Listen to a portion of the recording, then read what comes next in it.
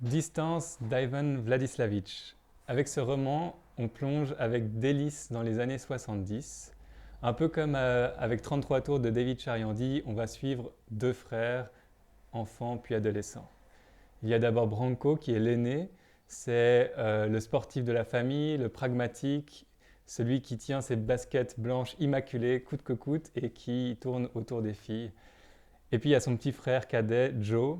Lui, c'est l'artiste, c'est le rêveur, le plus frêle, qui a de la peine à s'imposer, qui se fait embêter à l'école et que son grand frère va de temps en temps sauver de situations problématiques.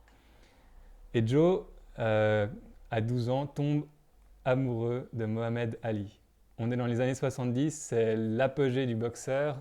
On est un petit peu avant son match contre Frazier.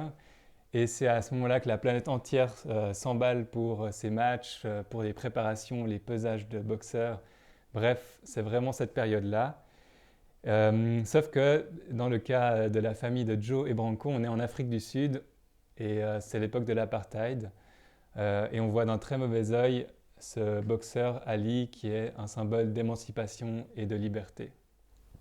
Joe et Branko, on les découvre ensuite adultes. Car Joe est devenu écrivain et il bute sur son nouveau roman qu'il aimerait écrire sur l'enfance et sur sa passion de l'enfance, la passion sur Ali.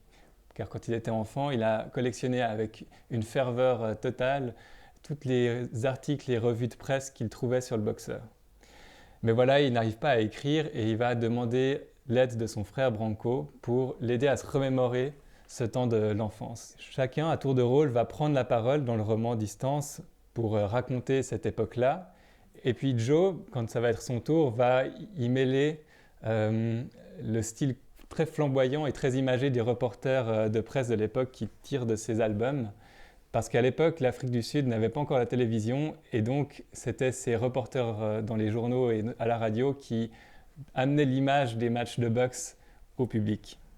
On va assister à ces allers-retours entre le présent et le passé, entre Joe et Branko. Et au fur et à mesure qu'on va avancer dans le roman, il va y avoir un drame qui va se dessiner à l'horizon. Drame dont je ne vais pas vous parler, mais que vous allez découvrir évidemment en lisant le roman.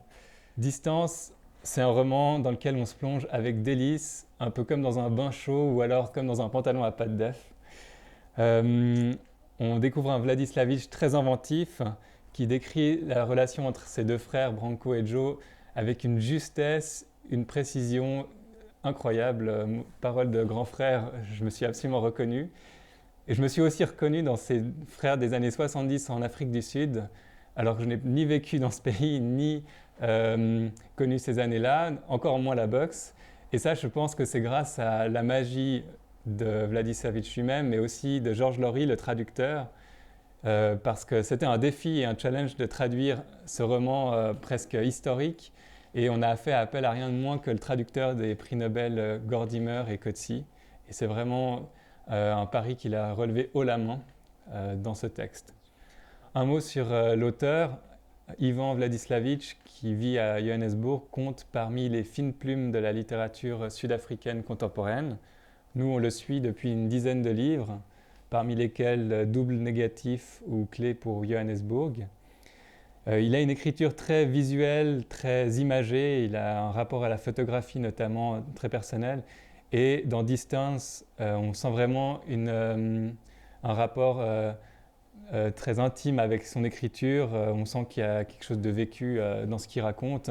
Et ça se ressent notamment dans l'écriture vivante qu'il déploie.